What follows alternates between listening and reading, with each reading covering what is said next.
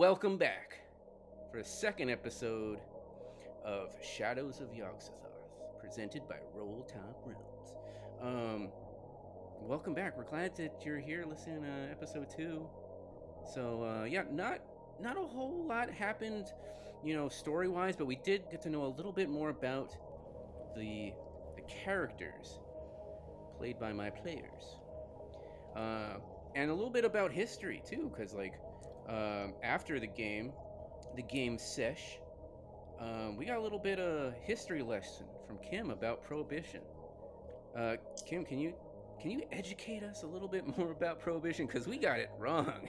Yeah, I'm not gonna lie. I think I ended up on a bunch of watch lists for the amount of research I wanted to do into this, and I very quickly found out that Prohibition, around the 1920s, 1930s era, wasn't just you all can't have alcohol. It was literally the ban on the consumption, the travel, the production, the selling. The only thing that it doesn't specify was the actual drinking part of consuming alcohol. So then that's when organized crime boomed, because then they're like, hey, we have a way to transport stuff. We're good at this.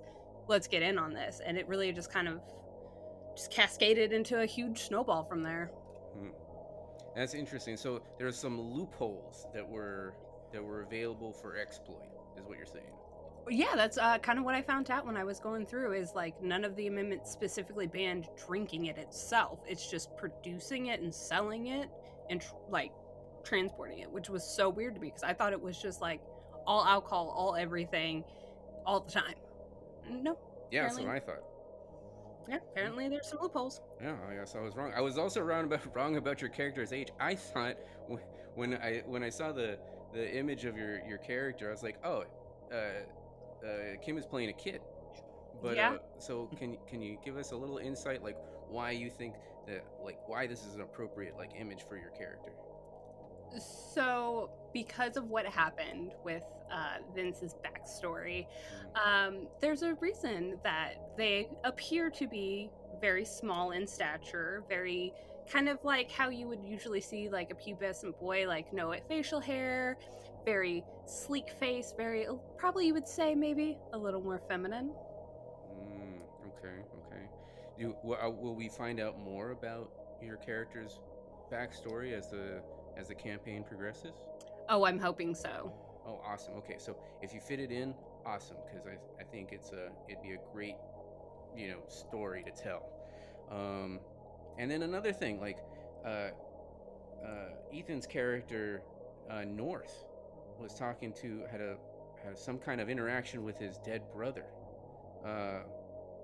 Ethan, can you kind of explain a little bit? Well, first off, his brother's definitely alive. Or maybe he isn't. Or maybe he is. It really depends. He's mostly dead. Occasionally. He's just mostly dead. I appreciate the Princess's Bride reference. Unfortunately, he died, but then he lived.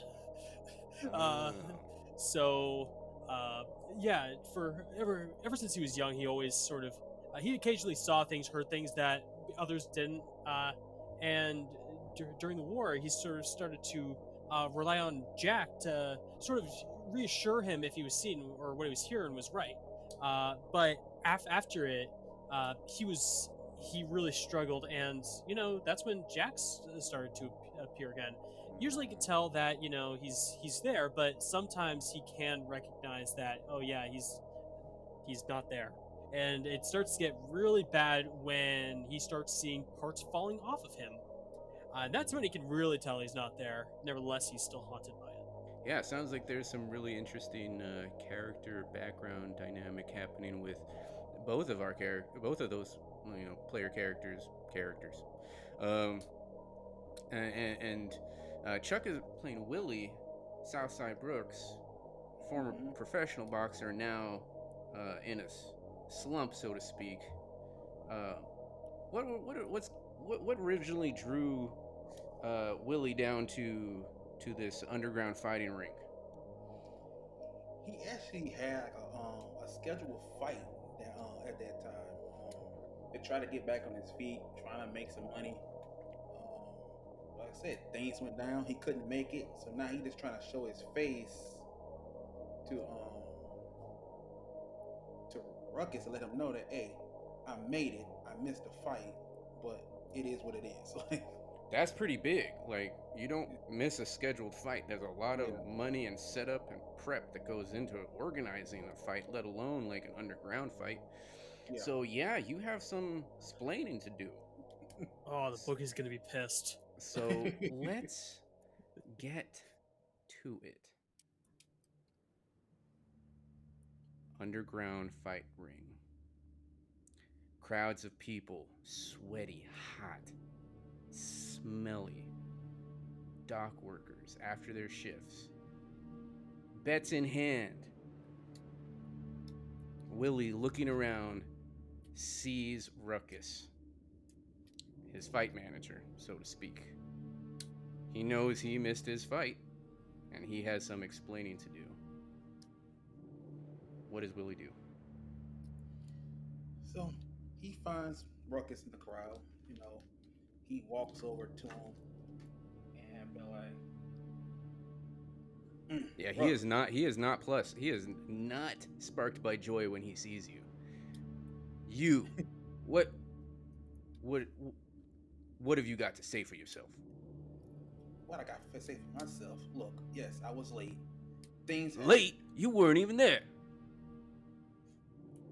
Look, things happened. I missed the fight, okay? And by the way, you shouldn't be even yelling at me. Ain't you the one that messed up our last fight in New York? Whoa! By the way, I'm lucky that I still have my teeth. After I had to explain why my fighter wasn't even here to show himself. Look, I'm sorry, all right? Like I said, some things happen. I can't explain. All right, son. All right. You can't explain.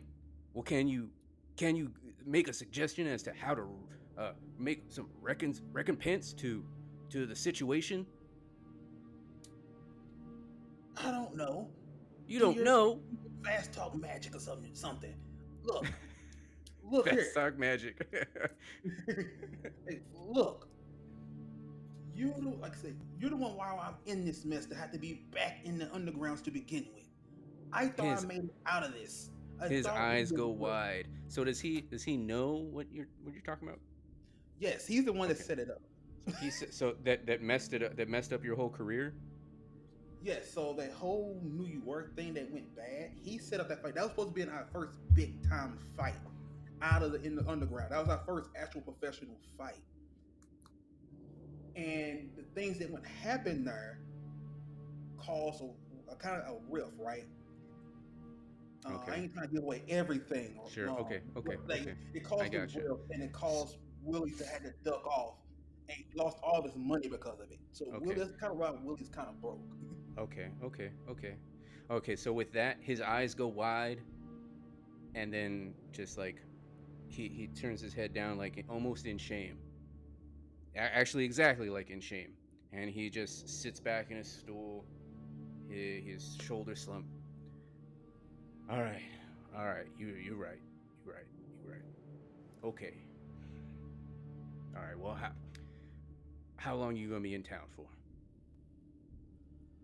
I don't know. Like I said, we originally came here for this fight. I got really no reason to be here, but like I said, I got some companions that I'm here with, so I'm gonna be here for a while. So, all right, look, come back tomorrow night. He gives you the passphrase for tomorrow night. I don't know it. Greg doesn't know it, but Ruckus tells Willie what it is. And look, it's an open ring, chance to make some money while you're still here before you go on to whatever it is you're gonna do next. How does that sound? We can both put some cash in our hands and in our pockets. What do you think?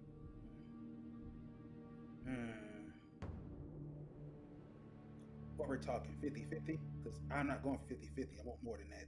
Well, all right. Well, what you want?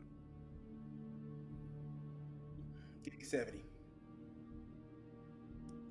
60, 70. That doesn't add up, right? I said give me 70%. Oh, you want 70? I'd take Yeah. okay. All right, 30 70. Okay. Yeah. All right. All right. I'm not gonna make you roll anything because of the dynamics of your backstory. It sounds like he would be feeling pretty shitty about whatever it is that he kind of put you through, especially since you looked up to him as a father figure. I'm sure that was not, you know, unknown to him. So he's posed that, okay, tomorrow night you come by. He gives you the passphrase. That'll get you through the door. And with that, we cut to let's cut to Vince. So you're being led out towards the street. The officer, he's like, okay, you're just young looking. Okay. So where was it the last place you saw your friends? I remember the cost code. Sorry. What? We don't have them so much in New York. Coast Guard. The Coast Guard. You don't have the Coast Guard in New York? You must be new to this country.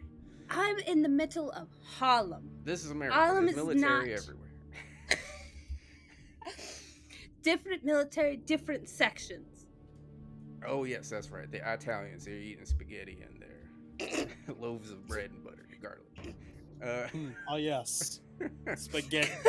Spaghetti. Yes, it's fine. All right, so, the Coast Guard. Yes, okay, yeah. Let's go this way. I need to find my mass accent.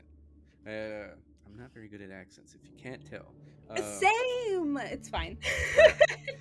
So he leads you towards where the Coast Guard is. Okay. Well, maybe we'll see your friends here, and we'll wait around a little bit. And just then, when he says that, Vince, you spot a familiar face, and you spot Vanders.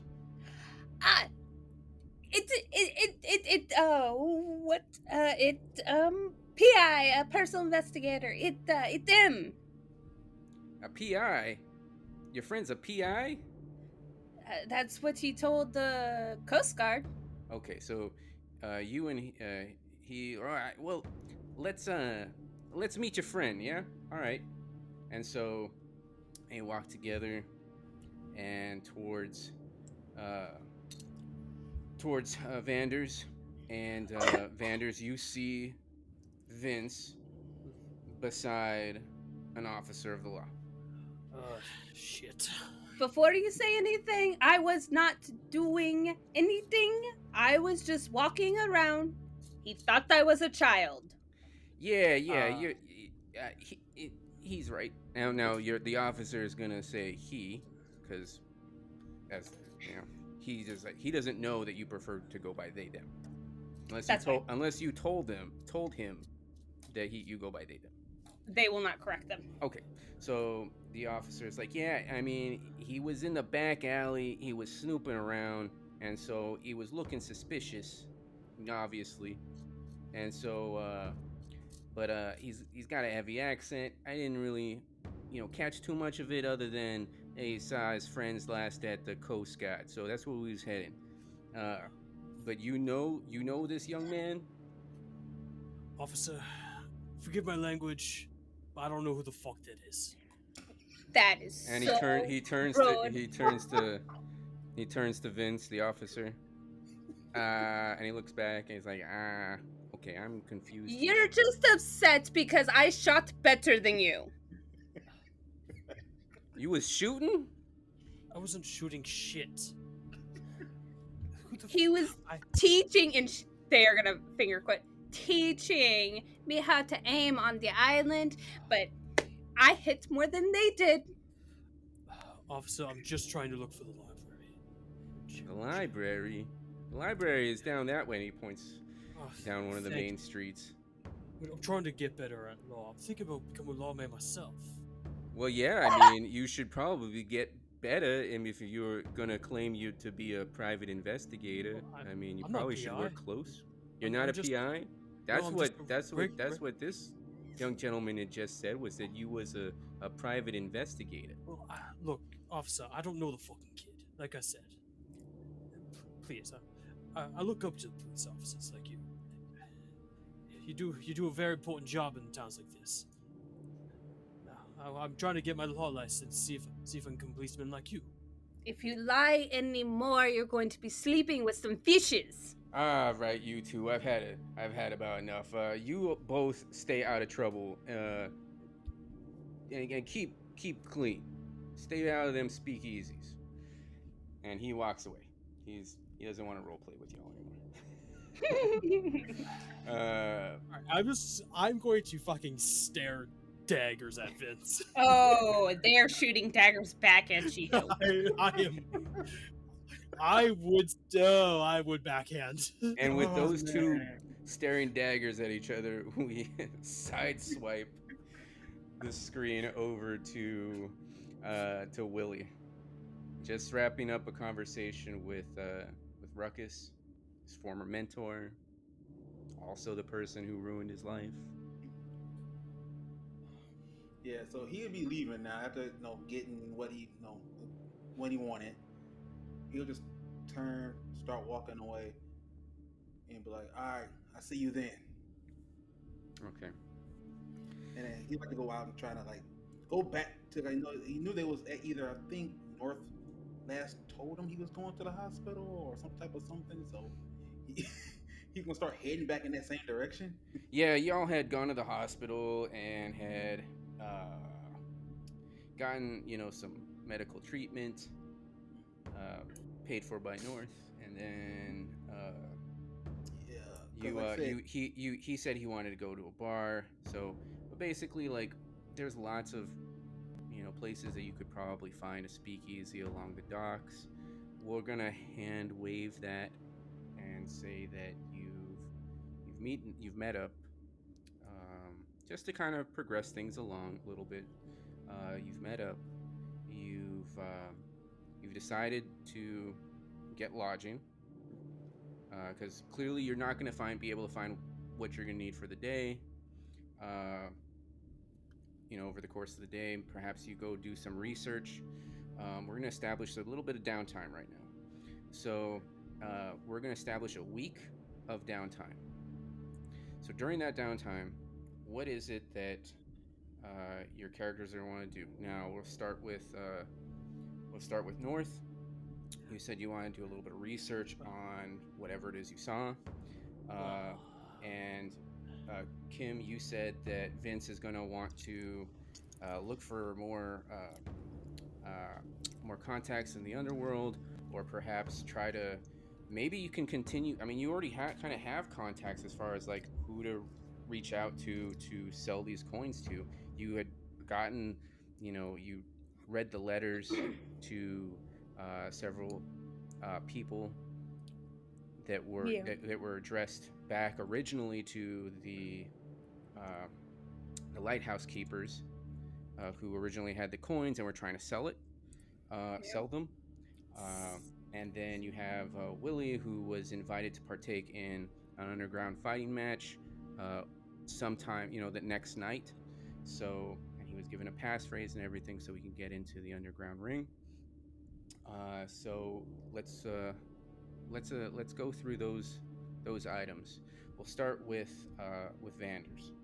So Vanders, you go to briefly, which avenue do you want to go down? Do you want to go down Talkie Talkie to the fisherman, or do you want to go research in the library? Well, if the best thing I think is to cast the widest net is that I'd like to continue to try and talk to dock workers, but also during the downtime, also try and just find books about legends around this area. Maybe there's some sort of talk of these creatures. Okay, so the first one you want to do is, from what you're saying, is go and kind of interact with the dock workers. All right. So how do you want to do that? Sneaky type, or do you want to do talky type? What do you want to do? Well, considering that I'm such a people person, I would, I'll talk to people just generally and ask a few questions if they've if they've seen it, if you heard any interesting stories about things on the sea, that sort of thing. Okay, so these are your options. You can do well, how do you want to handle this? You want to do like a charm, like, hey, yeah, by the way, or are you trying to like fast talk them into like giving you information? Like fast talk can be like trying to get out of a situation with communicating, or like trying to pull things out of somebody. I'll probably try to persuade them to sort of like talk about it. Okay, you Maybe want to also study their like as I'm like doing that. Also study how they're like if figure out if like they're trying to lie or whatnot. Sure, Just okay. like knowing about how people act during stress and that sort of thing. So it sounds like you want to charm them rather than like you're gonna tell me what I want to know. Oh yeah, Okay. I'm not trying to intimidate. No, Okay. I'm just trying to persuade them. But also continuously make sure just sort of read their facial expressions. All right, go ahead and do a persuade check. All right. Woof. All right. So I got a 46 v 445, but I'm going to spend 1 luck point in order to meet that. Absolutely. Go ahead and don't forget to mark your Yes, character sir, yes, sir. your character sheets where you successfully rolled. And yeah, okay. So go ahead and how does this conversation start off? Excuse me. I've seen some weird stuff around here. I want to know if you have any cool stories about things you've seen on the sea. Oh yeah, I got some stories. He says an older fisherman. Yeah, I got lots of stories of the sea. All kinds of weird shit out there, man. That's what I want to hear. Yeah, all kinds of stories. Sunken cities. There's fishmen. There's sea gods that live. That bring the storms. Yeah, all kinds of craziness. Would you tell me about those fish folk you said? Been around for ages and ages.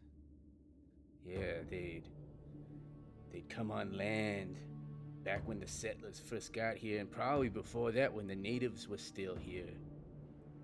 They would come on the land, kill the men, take the women back to the sea, who knows what. They common around here?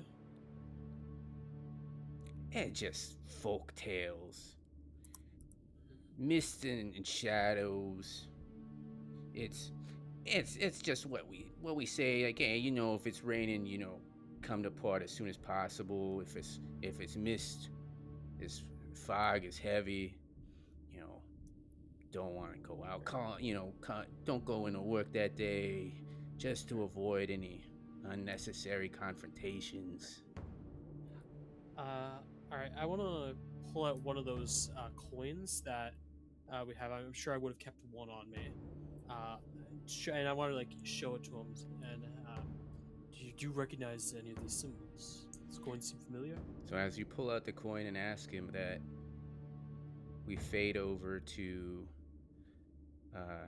Vince. Hey. That's you.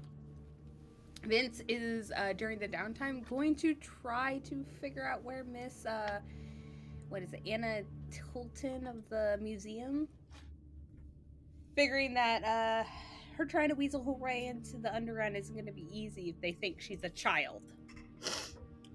Yeah, you probably don't have any connections here, it sounds like, in Rockport, so yeah, it's probably going to be really difficult for you to kind of get in looking like a child.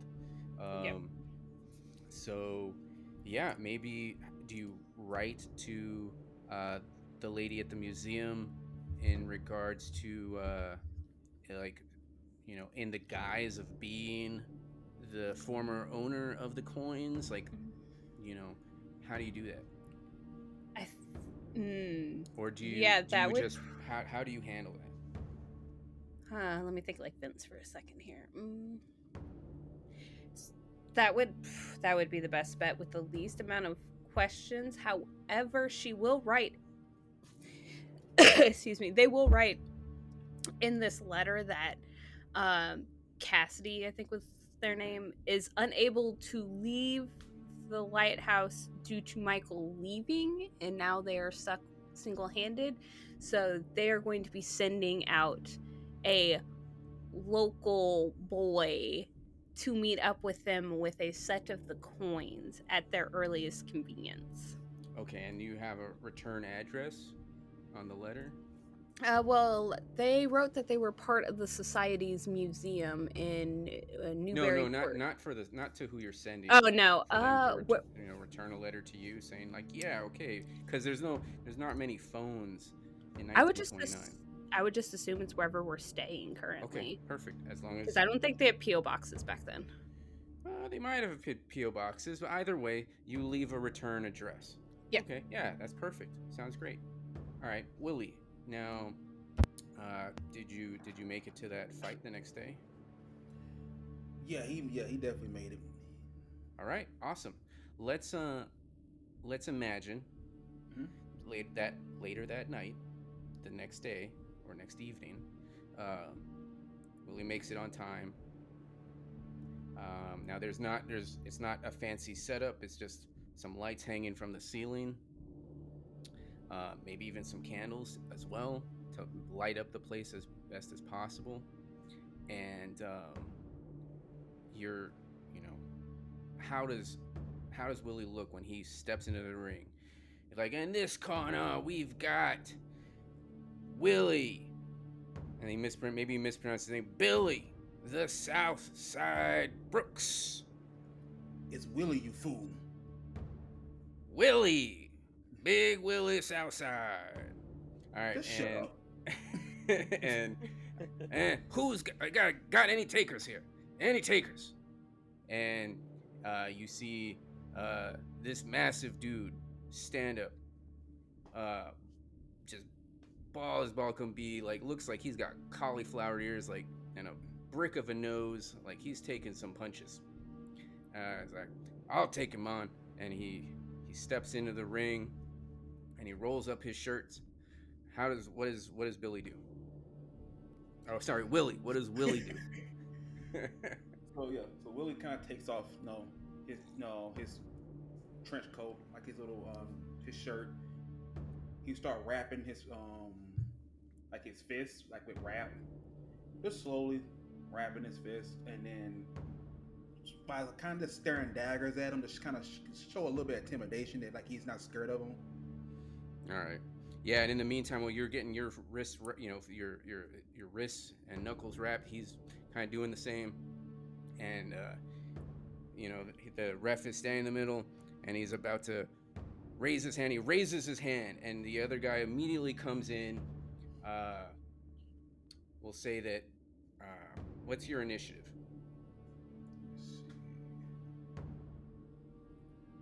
I'm sorry, not your initiative, your dexterity. Sorry. There you go. 70. 70. Okay.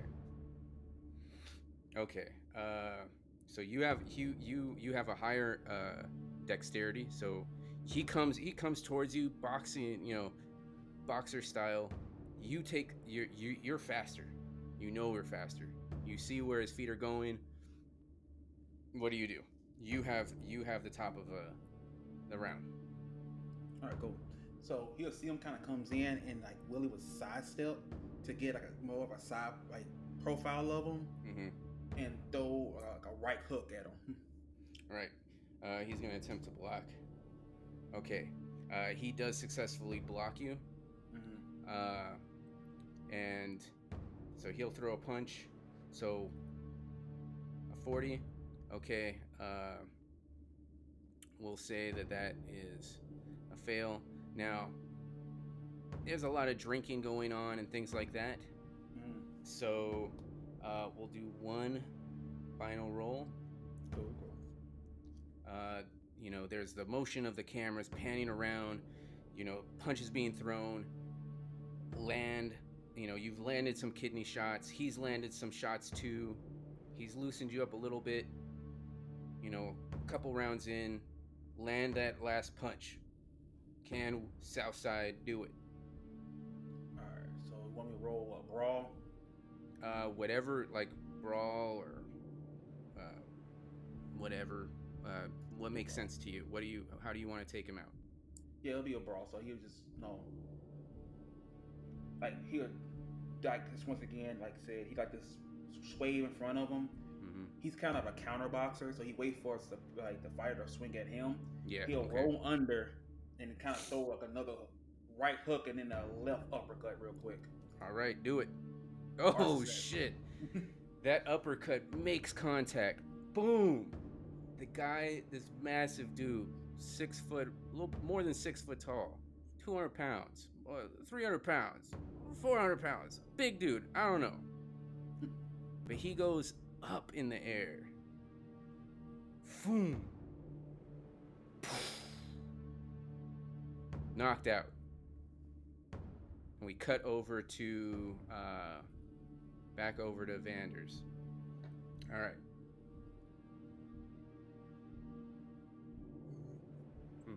That's you. All right. Well, as I said, I wanted to pull out one of those coins and show it to this old man who I assume has a scarred eye and is very mysterious. Yes, mysterious one-eyed man. Yes. Like Popeye. Yeah. I was picturing the guy from Walking Dead Saints and Sinners, if you've ever seen it. Oh, I haven't seen it. Oh, it's a great VR game. Highly recommend. Oh, okay. Yeah, as he's like, and his eyes open wide as you turn it from one side to the other. Where'd you get that? Mister, where did you get that? Well, found it. Best to say. Best to say you need to get rid of it. Those things are cursed. That's their goal. They're gonna come looking for it. You need to get rid of that, and soon. Know anyone interested in such things? Maybe where I don't want to know nothing about it. them? I don't want to know nothing more about that. So if you want to get any more information out of him, because like he's kind of scared of this thing. To him, this is like cursed, because they're gonna come looking for it, and anybody who knows about it is gonna plausible deniability. I don't want to know. I like to sort of study his actions, just like Sure. First, just to see like is this guy like truthful? Like, does he know any more about it? That just sort of study him real quick. Sure. Do a psychology check. That is a hard success. 15 v 55. Okay. Yeah, he looks like he's scared of that object. He's scared of that coin. Like, that's theirs. Those are their markings. But it's possible he might know somebody. All right. Well, if you're so scared of such a coin, how about you tell me where I can potentially find someone that can tell me more about this coin? Or maybe I do have to start letting people know that you know about it. And that is me trying to intimidate him. Okay, then go ahead and roll. All right. That is a regular success. 29 v 50. All right.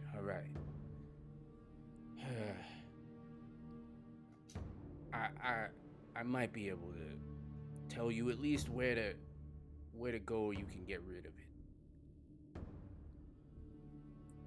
All right. And he looks around.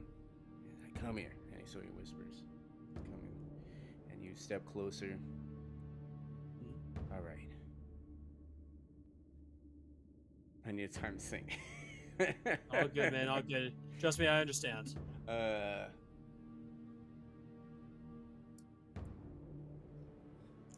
right. Look. Go to the Historical Society. lady there might know who could take that off your hands. But it ain't gonna be here. No, sir. No one's gonna want to have that in their possession for very long. And on top of that, this is their sea, their ocean here in this area.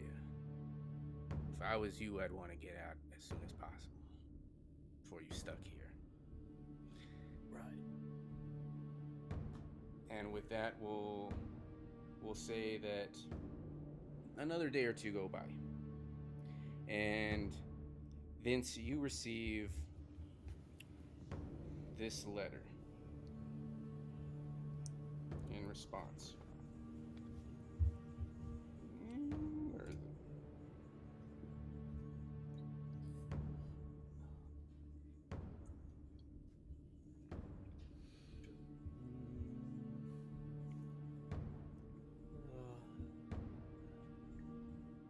One second. There it is. All right. Okay. So Vince receives this letter. Go ahead and read this to us. To whom it may concern, word has reached our lodge regarding your possession of a set of rare and, by some accounts, singularly curious gold coins. Though our society is discreet, we are not without in items of unusual pedigree. A preliminary description of these coins, particularly the engraved motif and metal composition, suggests their values extends beyond the appraisal of mere collectors. To that end, we would like to formally extend an offer. Ooh, I'm fancy. The Order of the Silver Twilight is prepared to host a private auction for these items within our lodge hall. Select patrons of discerning means and academic background shall be invited to attend. In exchange for permitting us to facilitate the auction, the lodge shall offer you and your companions a substantial share of the proceeds, along with a guarantee of confidentiality and security during all proceedings. We believe this arrangement may provide mutual beneficials.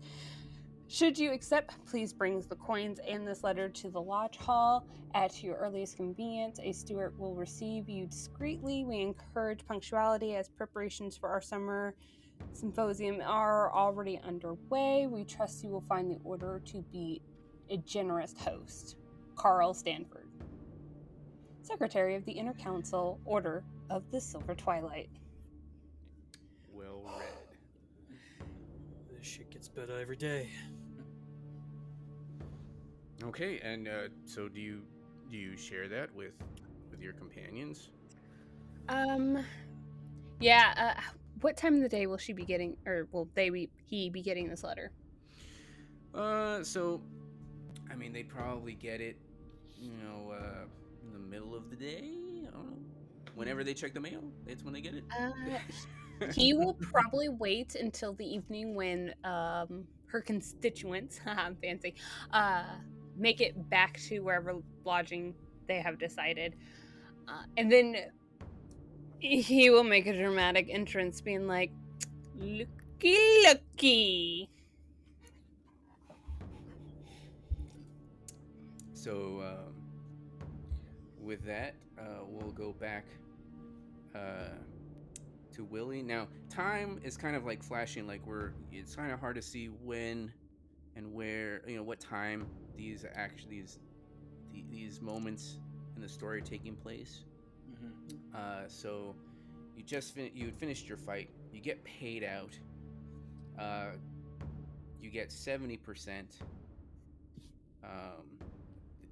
They were already advertising that you had missed your last fight, so people were already betting against you even being there. So let's bump up your pay or your credit rating to a healthy 20%. Okay. Now this is just loose cash, so you gotta be careful with it. Banknotes. You make it back.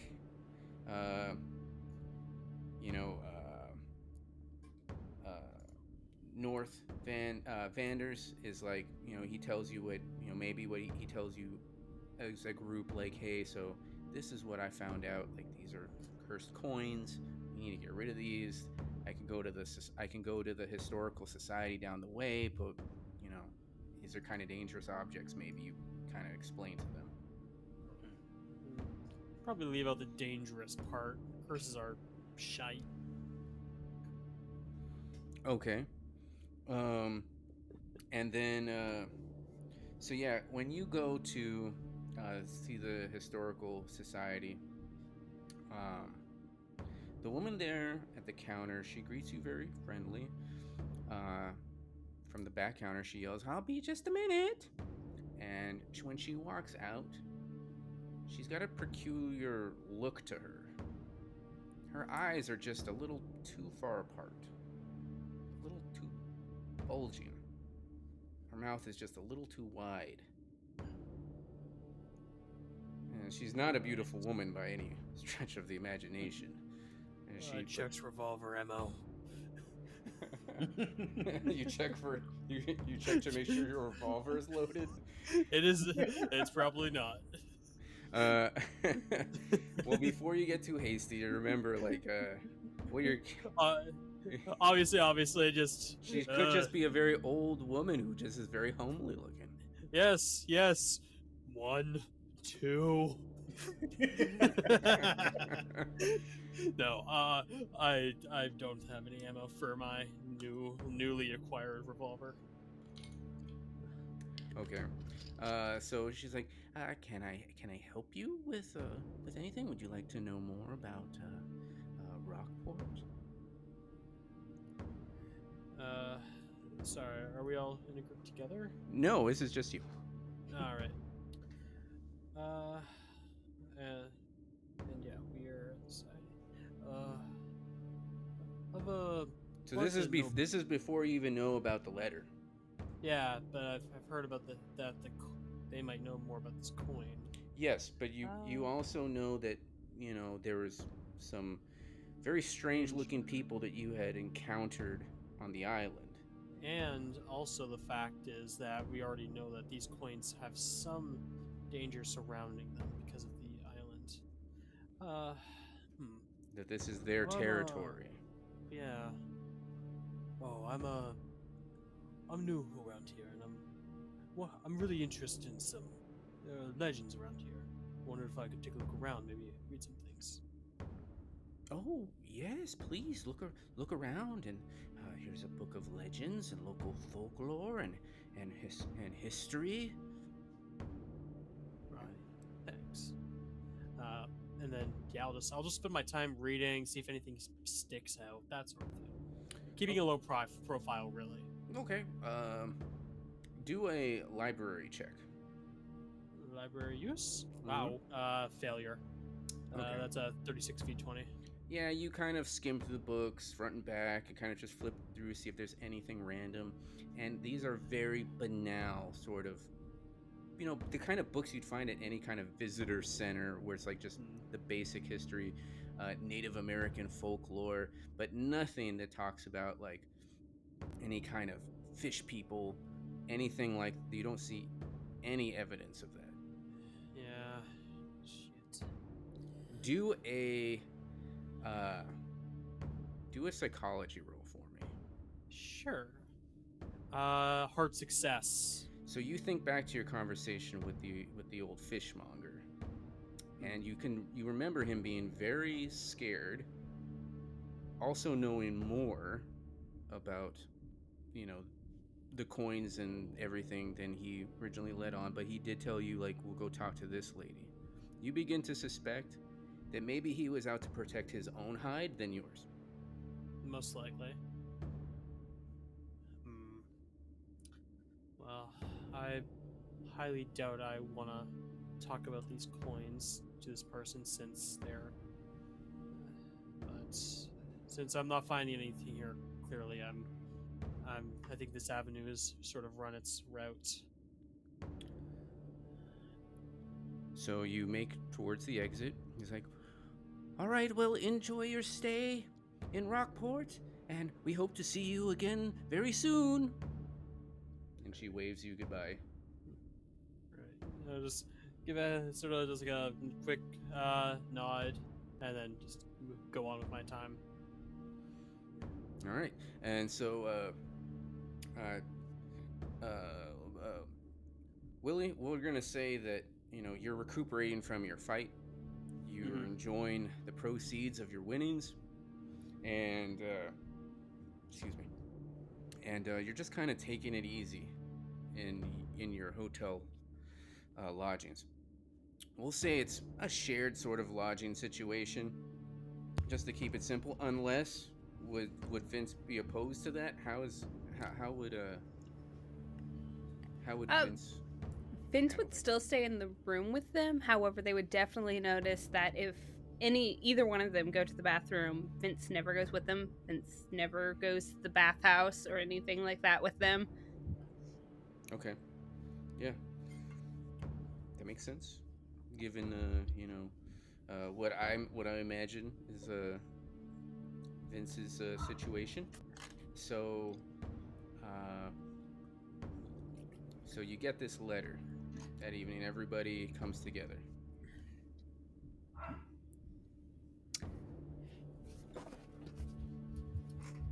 I don't know about you all, but I did in fact take some coins with me when we left. Oh, we stealing money. Don't take it too personally, Willie. I have one too. It's not money it. But I did write to the lady Alice, Anna. But I did not get response from Anna. I got response, and they will hand the letter over. Yeah. So she. I'm sorry. They hand the letter over to Willie and Vanders, and so you read through it. An invitation to Boston to hand the coins over to this Order of the Silver Twilight Lodge. They're promising. I'll pull up the letter again so everybody can see. They're promising security and confidentiality during and what's it called? And geez, my mind is going blank. What the hell are they saying? They're gonna sell the coins for them at a. I keep wanting to say raffle. I keep wanting to say raffle. It's an auction. All right, we're gonna raffle off these cursed coins. Yeah. That's gonna be $1 ticket. I think a B12. Bingo. Yeah. An auction. So they're willing to host an auction with a select group of people that would have interest in this item, and they're willing to give you a substantial amount of the proceeds. Now, there was already numbers that you had, valued amounts that you discerned during your investigations at the lighthouse. Talking about $5 a coin. Maybe you can get even more from this. Clearly, from the reading of the letter, like an aristocratic, well-off, lodge. How many of these coins do we possess? So you had found 3. 3 of them? Mm-hmm. Right. Well, I'm not sure about you two, but I'm more curious on learning more about these coins before we do anything with them. Definitely not selling the one I got. Learning more. Was I the only one who saw the fish people? Well, that's exactly what I'm concerned about. Jack, tell him. Why would you want to keep it? Look, clearly something's going on around here, and maybe this coin has something. I prefer to keep what I have close, not just give it away. Okay, well, there's multiple coins, and there's 3 coins, and there's 3 of you. Yeah, that's. And you have one. You have 1 coin. Kim is. Vince has stated that they have at least 1 coin. Chuck, I don't know if I can't remember if Willie had a coin. I don't think he. No, he had a coin. He gave it to Vince. He want nothing to do with them things. Yeah, Yep. so he's clearly The smart one in the horror movie, like, I don't want none of that shit. I'm out. I don't want it. So I mean, it's up to you. You can hang on to your coin. Vince Vince, can if you can go and handle their coin however they want. Yeah, Vince is straight up. Look, you can keep your coin. That's fine. I'm going to respond to this letter, and I'm going to take them up on this offer. do whatever the fuck you want. Just leave me out of it. North, your curiosity gonna get you killed, my man. There are worse things than death. Worse things than death. Tell me what it is. Well, I'm too sober to get into it. So with that, we're going to fade out. There's fates worse than death. So we fade back in. At least one of the party has decided to go to Boston. Who else has decided to go to Austin? And what made them change their mind? If they change their mind, maybe they want to stay in Rockport. Maybe they want to do investigations on their, a twosome over there. But I think Willie will go to Boston with Vince, only because, like I said, North want to investigate the coins and figure out stuff. Willie don't want to have nothing to do with that figuring out. He want to get rid of them, so he will follow Vince. Just on that. Hey! Well, yeah. Selling gang. Unfortunately, more due to the fact that he's figuring that he's not going to find anything more. He's going to go as well, but not to sell. He's just purely looking for more information, and if this place clearly has some value of them, therefore they must know about them. Okay, so maybe you decide to take a train to Boston instead of, let's not go back on the water.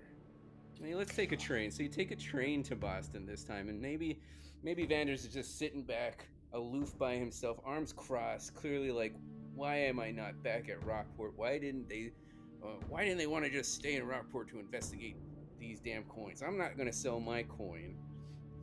Maybe he's a little disgruntled about that.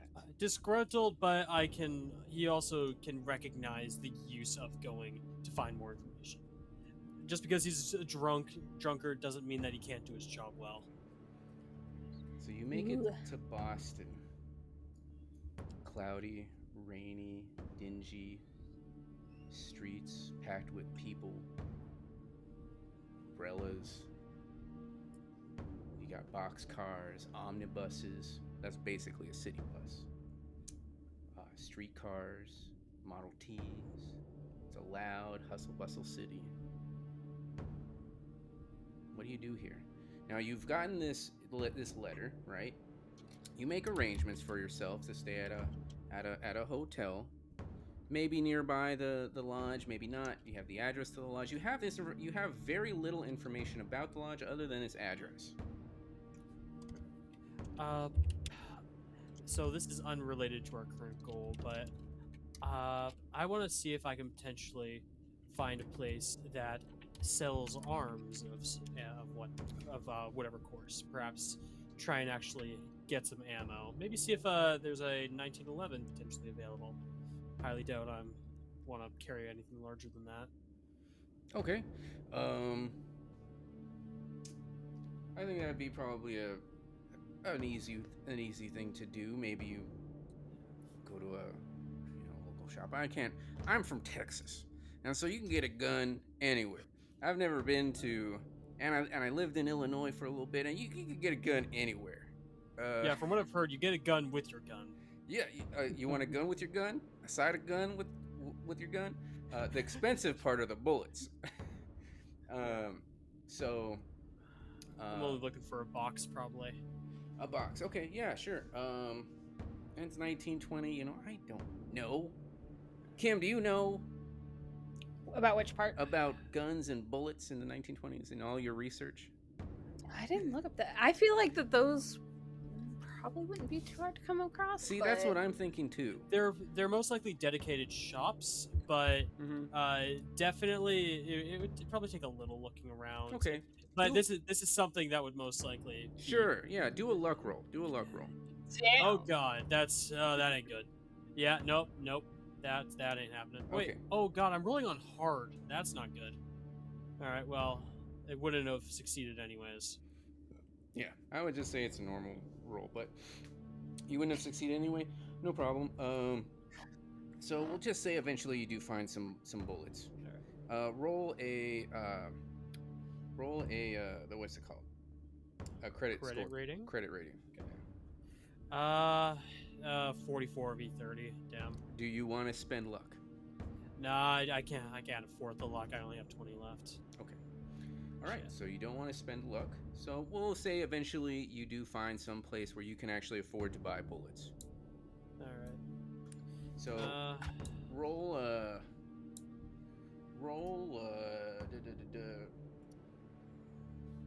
roll 2d10s. 2d10s. Well, don't mind if I did we do. Not a d100, dude. 17. I got an 8 and 9. Okay, so maybe you didn't afford a whole box, but you got 17 bullets. Well, that's more than you had. Good enough. That is, in fact, more than I had. Perfect. Now, does anybody else want to do anything?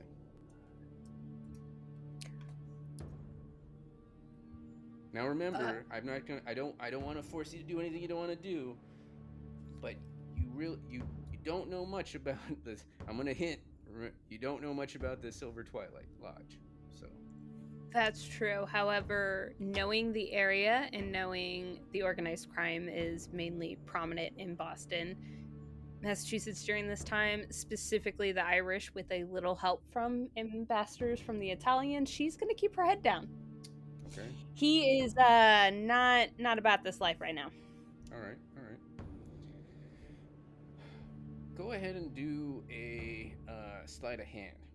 That's basically like a stealth check. Let's see.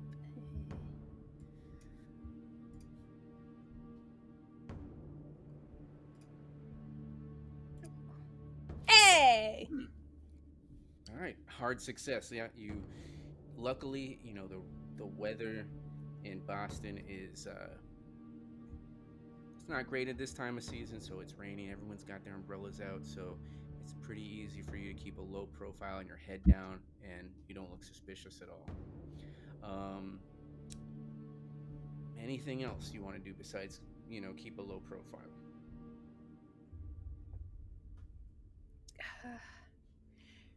I feel like he would definitely at least be eavesdropping when he can find someone who looks like they're from the organized crime route. Okay. Just to kind of get a beat on what's going on. Sure. Okay. What exactly are you listening for? Well, if this is an auction and there's going to be high profile people there, that means a lot of the upper echelon of the organized crime would be there. She's just kind of getting a feel for that. Like, who's going to be there? Did the organized crime that's prominent in this area hear about it? And if so, are they going to attend?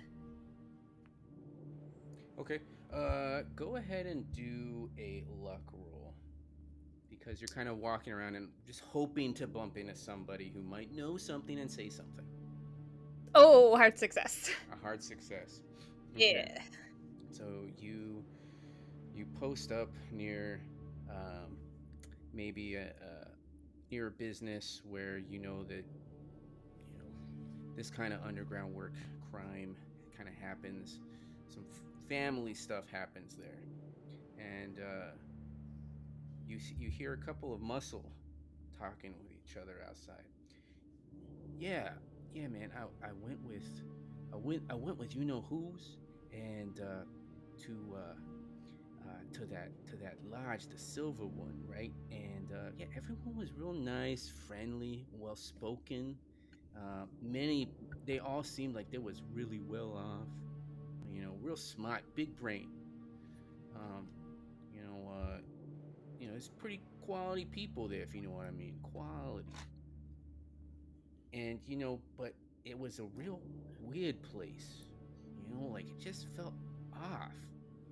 Um, it was weird. Like we they said we couldn't walk around. We had to go to these specific rooms. We wasn't allowed to you know uh, to wander around and look around. They wanted us to just come in and sit in the lobby. We was not allowed to leave it. And yeah, it just had a real weird vibe. Real like they might be doing some weird shit there. Like maybe they're into some you know some of the stuff we do. Who knows?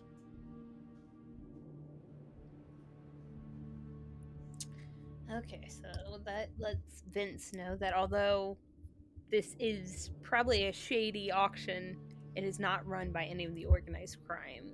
That's good information to know. And that they do invite the local mafia there. Okay, so just to let you know, we've hit our hour mark. If we want to play longer, we can. If not, we can leave. We can pause till next time. I'm gonna edit this part out. I am fine with whatever. I am okay to keep going. Yeah, I'm kind of good with whatever. I could probably go for about a half an hour more. Okay, so if you'll allow me, I'm gonna put it for 30 minutes. Go. All right, you know what? I think we're gonna go long. We're going long tonight. Okay. Okay. So we'll continue playing a little bit longer. That's awesome. I'm glad you're. Give us more of those juicy details. Yeah. Okay. So we just found out. Vince just found out. Yeah, there's some weird stuff that's happening there. It doesn't sound like they're doing organized crime stuff because they have a lot of wealthy, aristocratic, smart people coming in and that are in the lodge. But weird things are they're very secretive. They don't seem to let people wander around their building. All right. So, Willie, what is it that Southside is wanting to do? He don't have much like he wants to do. Like to be honest with you, like I say, he doesn't sleep very well. So they're like Boston is very like it's not familiar, but he's from Chicago. It's kind of a city vibe. So he like walking the streets at night, just walking, keeping eyes, ears open, just it's kind of like it's his lifestyle, right? So he wanted to hear music and things like that. But other than that, he just kind of waiting on either Vince or North to make the next move. Okay. All right. You heard him. What is North? What's North doing? Well, actually, during some time where me and Wheeler together actually wanted to chat with him a bit. Yeah, do it. Right. So yeah. Again, eventually, it's once we find each other, like just together at some point. So Willie, seeing as we're traveling together for some time, figure I'd like to marry you. Make you an honest man. Unfortunately, I don't swing that way. No. How's your mother been?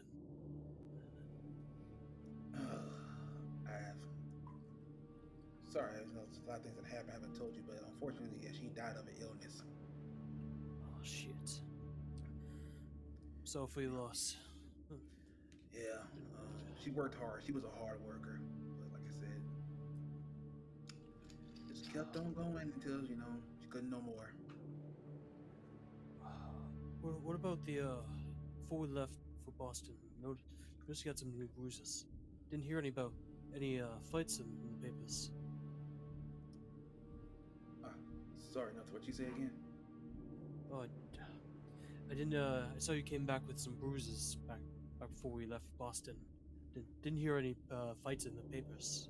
Just wanna deal with anything? North, here you go snooping again.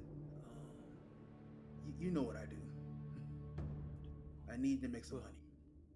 Well, from what I heard, you went straight. Not exactly. Like, that was the plan, was to go, straight GoPro, do things the right way, but things happened that kind of went down the drain. So I'm back at square one. Shit. Well, ain't we a pair?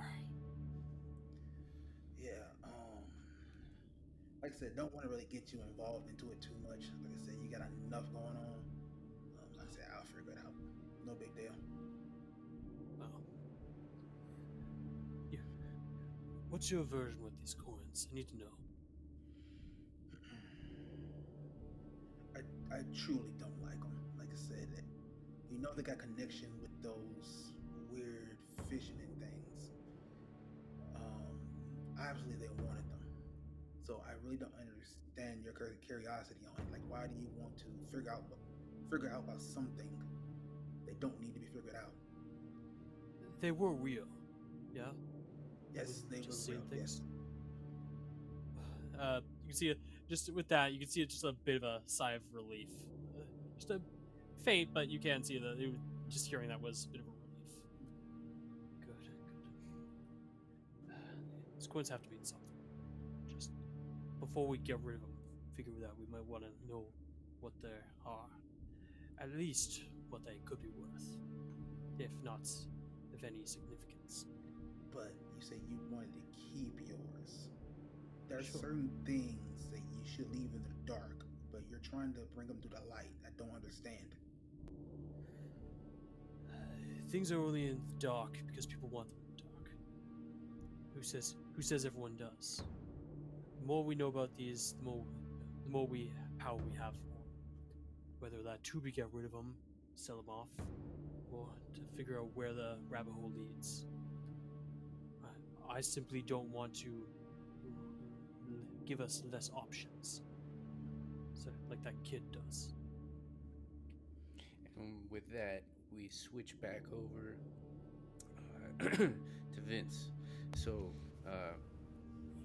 around this same time, you've eavesdropped on this conversation. You kind of have walked away with a little bit more knowledge about the lodge. What's Vince's next move? Oh, Vince is intrigued. I feel like he's gonna want to check out the lodge, but I'm not confident that he'd want to check out the lodge before the auction. So I would say he would probably scope out the lodge, like not actually physically go in, but do like a stakeout type situation. Sure. Okay.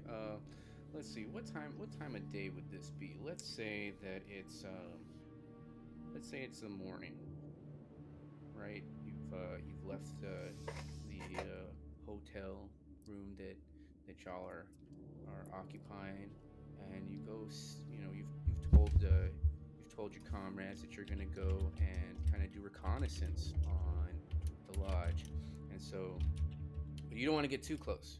So you're just kind of sitting back in a nearby alley, just watching. Go ahead and do 2 rolls. Do a sleight of hand to kind of like a stealth or a hide. I don't know if there's a hide check. I don't think there's a hide check. There is a stealth. Stealth. Okay, yeah, roll stealth.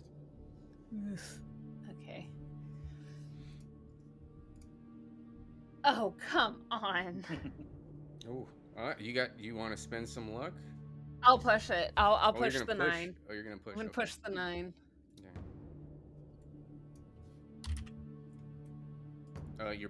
You're spending luck, or you're pushing the roll. I'll spend luck to succeed. Okay, so you go ahead and mark that on your sheet. Okay, so you crouch behind, a trash can, and you kind of just peek around, and you're just watching. And it's daytime. You see, very well dressed gentlemen walking in the lodge doors and out. Several hours later, you see at a certain point towards the end of the day, you spent the whole day there. Mm-hmm. You spend the whole day there, eventually you see an old gentleman.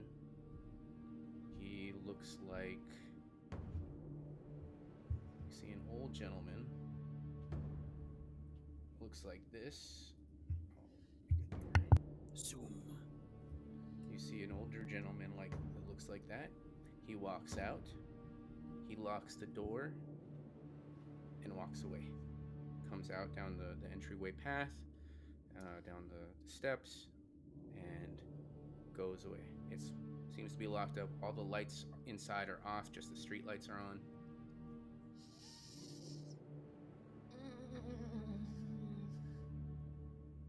Vince is going to make the responsible decision in this moment and return to the lodge with the information that they have gathered from both overhearing the underlings and what they observed.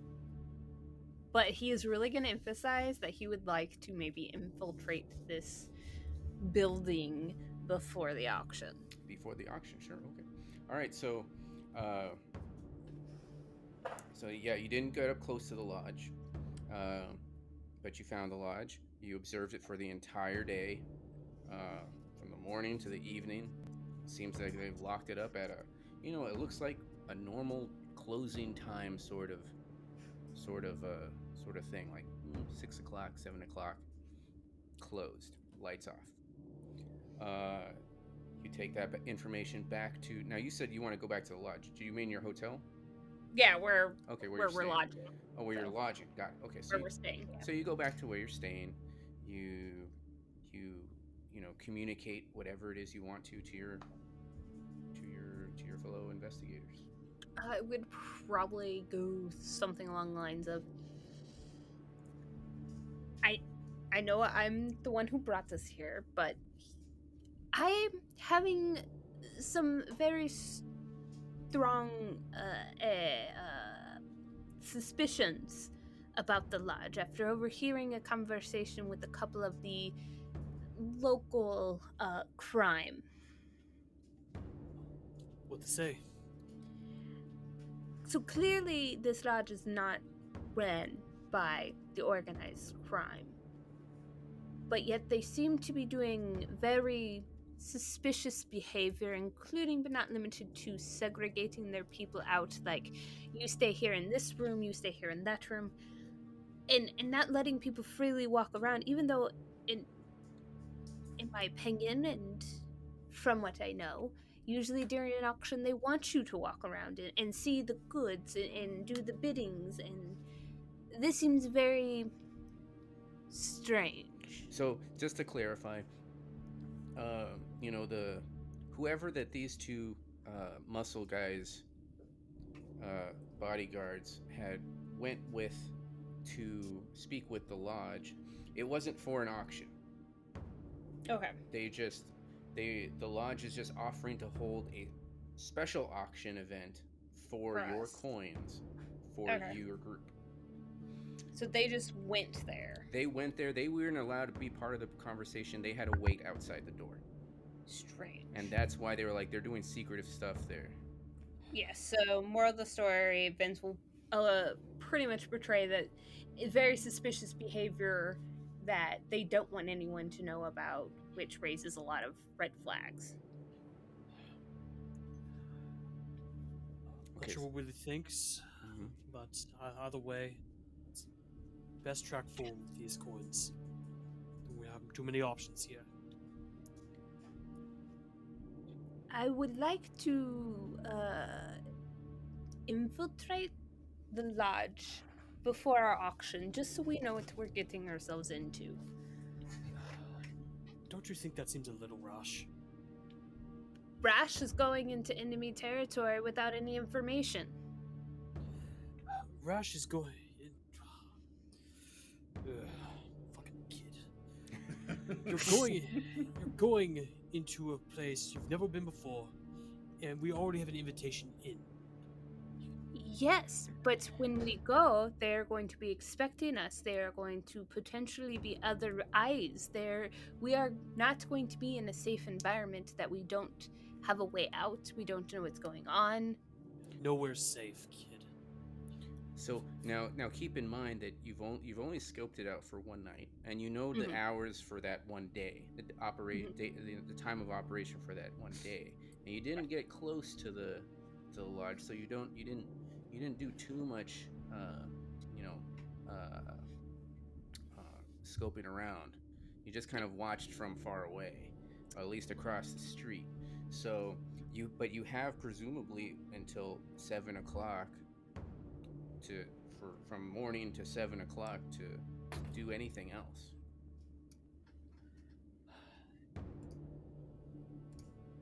What are your thoughts, Willie? So pretty much breaking and entering. Either we That's- break and enter before the auction, or we break and enter during the auction. So Why when does there have? Sorry, my bad. We were invited there. We don't need to break in where you got invited. Literally invited. Like, how long before the auction? Like, is it tomorrow or? So the way that it's kind of made it seems is you got to bring the coins in in a relatively timely manner. Now you did, because you have already arrived in Boston just like maybe a day or two after you received the letter. Now in those times, it was snail mail, right? So you sent a response. We'll be there, by in a week's time. So you're gonna get, they're gonna give you maybe 2 or 3 days before they expect you to deliver the coins, and then another 2 or 3 days to get the word out for the auction. So things go a little bit slower in in this time period, is what I imagine. And so you got plenty of time you got at least another 2 days before you'd probably be expected to deliver the coins to the steward, right? Because that was the instructions: deliver the coins to the steward, and we'll set up an auction. It's basically the summary of the letter. Okay. And So, so it takes a certain amount of trust in an organization that you don't know much about, other than the one night that Vince, or the one day that Vince spent, staking out the place. But you have Okay. lots of options. Now, you as a PI, you have your own sources. You have your own skills. You could look in records and things like that. You can have Vince is clearly good at staking places out. They can stake the place out again some more. Willie seems to be up for whatever. So,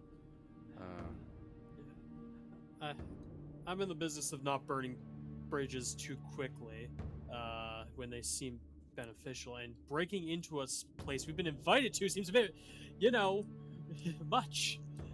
So yeah, I would like to do some investigating around the sort of spot, just learning more about them, probably actively not breaking in. sure, the best play to do that is going to be like county records or the library, someplace like that. Yeah. Or talking to people, if you want to try that. I am a people person. Clearly, you can try, yeah. So- No, I'll probably look into like records. So pretty much north, it's gonna be a no for you, right? I say that we don't break in. There's again, this is our one lead on these coins. We don't want to. Well, I don't want a person that I'm, situated with, to actively, break into somewhere where we actively are able to get into later. You want to watch the building and like see who comes and goes. Be my guest. But actually breaking in is a bit rash, considering we have no reason to believe that these people are nothing other than somewhat suspicious. Well, I mean, it seemed like Vince is very, very wise when it comes to the street. Like I said, I grew up in the street myself. Like, if he's getting an inkling that there's something more, than we expect, they only invited us. It seems strange. So I mean, I'm not totally against checking out. Maybe we get something more than just suspicion then. They didn't invite us there to auction or buy things. They invited us there so that they could sell our coins. Do you really think they're gonna just let us walk around? We don't need to walk around. We just need to ask questions, learn some things. if you want to watch the building, while I look into some other background details about them, go ahead. But at this current moment, what we have 4 or 5 days, maybe let's explore some options before jumping in. Yeah, so with that, we'll cut for the night, so you all get a rest. Now, in the middle of the night, does Vince get up and go do some B&E, some bacon and eggs? I, in my heart of hearts, I feel like he will give North a shot, because right now he doesn't necessarily have a reason not to trust that he can't do his PI work. He was very helpful during the lighthouse, so I feel like he will give North a shot to dig into some records before just going straight to B&E. Okay, and Southside, what does Willie want to do? Just gonna go with the flow of things? Does he want to do a little bacon and eggs? I was gonna say, like I say, he don't sleep very well. He like to walk the street anyways. So he actually wouldn't mind going out sticking. He's not like for now. He's not gonna break in, but he like to go to the lodge and kind of look around. All right.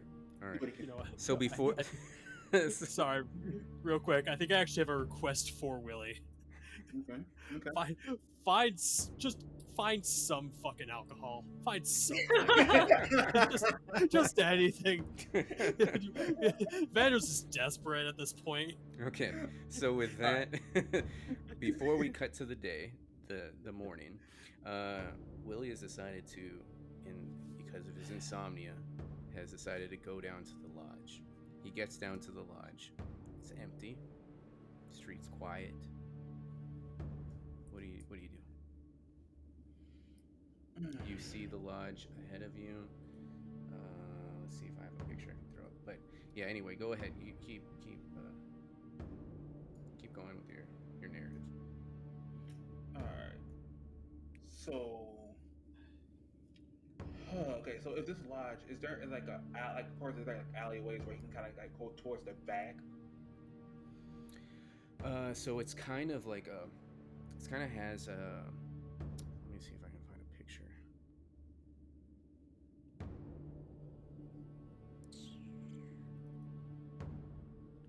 Okay, so I don't have anything prepared to throw up just this second, but I will work on that while you work on narrative. So it has a cast iron gate or fence that goes around the perimeter.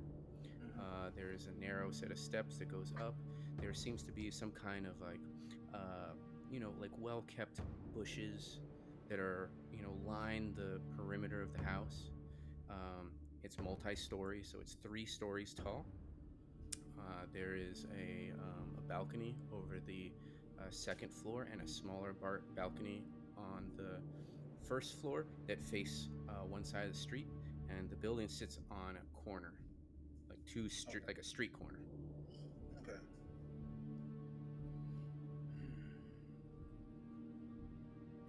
So first, I'll have to climb the fence. So Willie would like to try to hop that fence then. Okay. So you should see a picture of the house on the screen. Yeah. So that's what the house looks like. Brick and a little bit of wood. Okay. Yeah, so Willie would like to see if he can try to possibly hop that fence. Now, Okay, yeah. I'm not gonna make you roll for it. You hop over the fence. okay, cool. So, of course, first thing you want to do is look through windows. Like, are the windows covered, or all of them like got curtains over them? They have some like sheer curtains on the first floor. You can't really tell from your perspective on the second floor because you don't have a point of view into those windows. But it's dark inside. You can't really tell. There's the street lights is all the light you have really. As you hop over, you can see the hours of operation from 7 in the morning to 7 p.m. at night, Monday through Friday. It's on it's like on a brass placard right near the front door.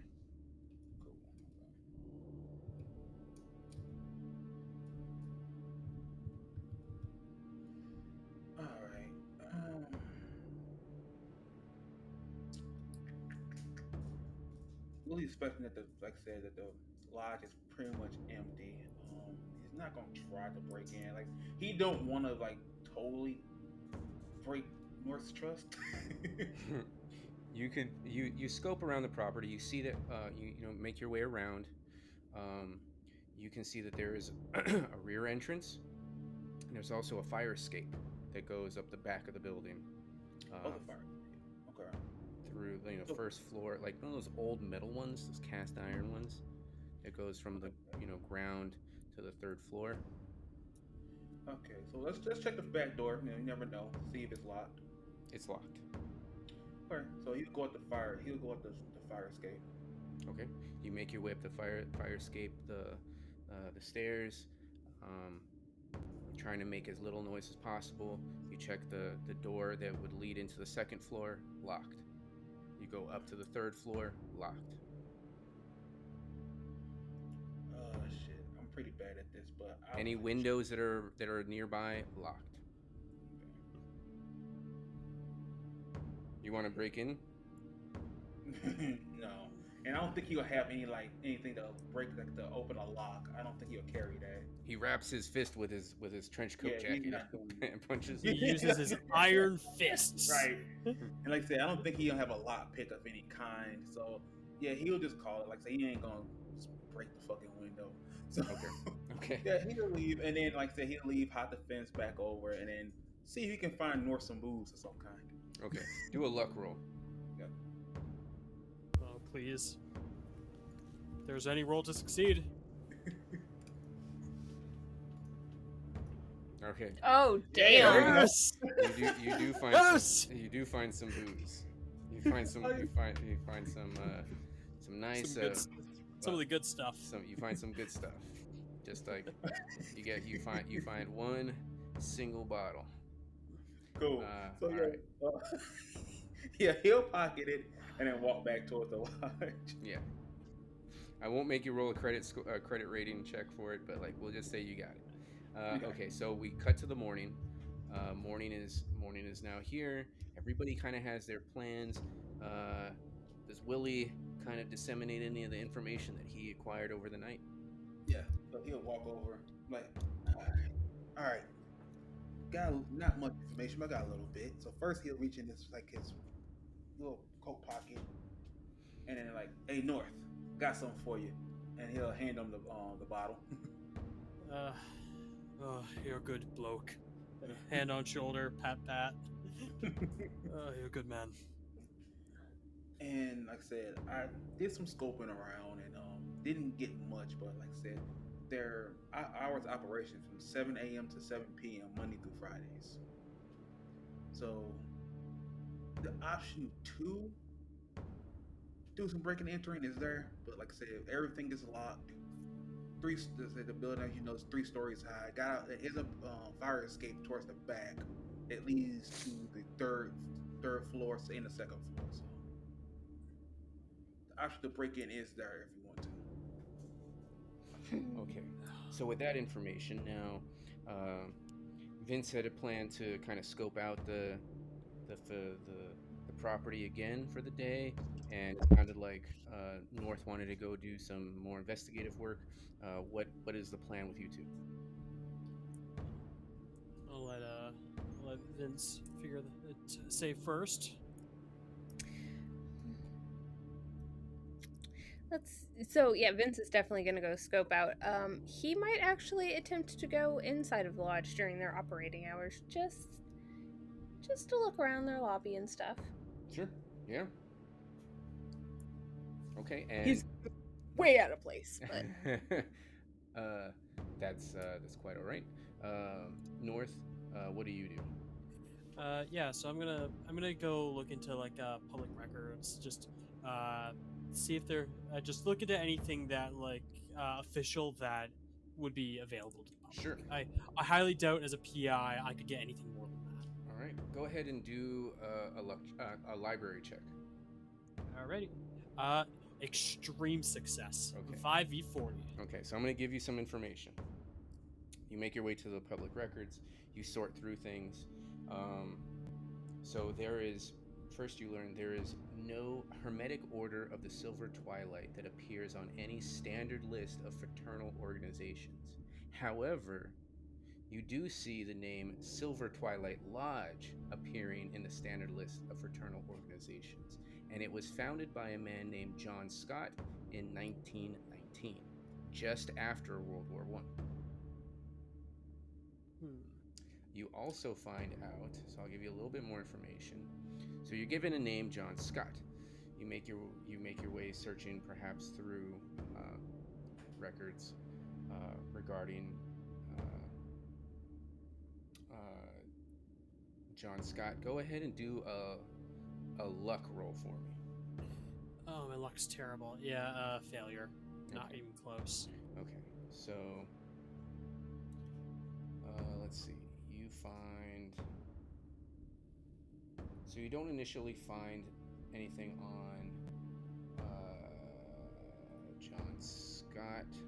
What you do find is actually. You will find. Okay, so you find this. You find. You do your searches, and you find something on John Scott, but it takes you a little bit longer than you were expected, and you were originally expecting. You find this. I'll read it to you. The narrative of Clyde Whipple from the record of colonial Massachusetts, circa 1721. You dare imagine things as they can be, as indeed will be when the earth is transformed and the illusion of reality is erased from the minds of men by the annihilation of those minds. Do you live in hope to see? It should be different. To see the great Yog-Sothoth striding the earth? Do you dream of the knowledge of Yog-Sothoth? Oh, purify yourselves then, for these and greater things await you who are members of our order. From a speech overheard and quoted. Next thing you find, Scott's farmhouse stood just 100 rods north of the old Anglican graveyard near Cambridge Road, Boston, Massachusetts. That cemetery was later moved to the nearby bay. This was written by Whipple while locating the farmhouse beneath which there were caverns.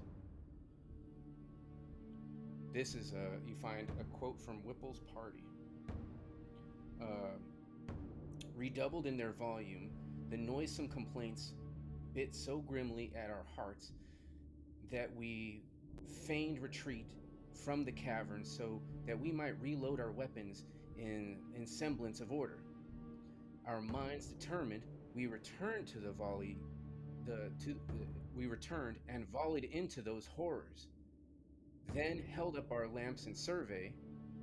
Men with many heads, men with twisted features, things that, like the features of frogs, outright demons, twisted and died to the floor, loosing a stinking exudate. Others whined and fruitlessly tugged against their chains, and we silenced them all. The Whipple's party finds the caverns. These were all notes that you found kind of written in this old colonial record from 1721. This was in regards to the name Scott that you found. Yeah. All right. Well, if it's possible, I'm going to be taking these notes. If it's not possible without like damaging property, because I don't want to get into that, I'll write everything down pretty much. Okay. Like one for one. Okay. Yeah. You transcribe everything. So I don't know who the fuck this. before you get into it, let's cut back over to Vince. So Vince, you see you've made up your mind. You're gonna go to the lodge house. It's during normal business hours. Do you have your coins with you? Yeah, he carries them with him at all times. Okay. So you approach the large door. You are passed by a well-dressed gentleman, and he goes into the lodge. Kind of looks warily at you, like as you're approaching the lodge. And he goes in. He leaves you behind, so you're at the entrance, staring into the property. What do you do? He's following him in. All right. So you go into. Now, hopefully, I set this up properly. So, Vanders, you are not there. Yeah. Brooks, did you go with Vince? I would have asked if he wanted me to come on tag along. Like I said, North probably don't need help when it comes to the whole investigation side of things. So he would have asked Vince, is he cool by himself, or do you want me to tag along? Vince would have responded with that they had intended to go inside the building today during normal operating hours. So they don't believe there will be any harm, but if they are, you know what they were. Okay. So you are there too, or no? No. If he told me that, I'd probably be like, okay, cool. Seems like you. Okay. No You're not there. Yeah. All right. So Vince, you are there. You step in. You look around. You're in a foyer area. It's very well kept and neat. You see like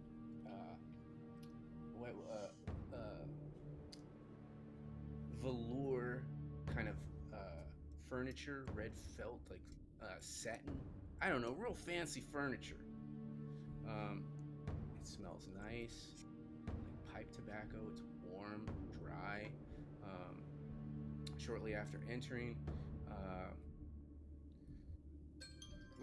okay, you are greeted by the Lodge Steward, the same man you saw the night before. He approaches you, and we will find out what happens next time. Roll Top Realms presents the Shadows of Yog-Sothoth. It's okay, it gives me time to work on my Italian accent now. My terrible accent. Left you on a cliffhanger. I hope you enjoyed that Cliffy. Did you get a raging Cliffy on that? I did. No, it's bad. I want to explore more. I'm actually doing my job good this time around.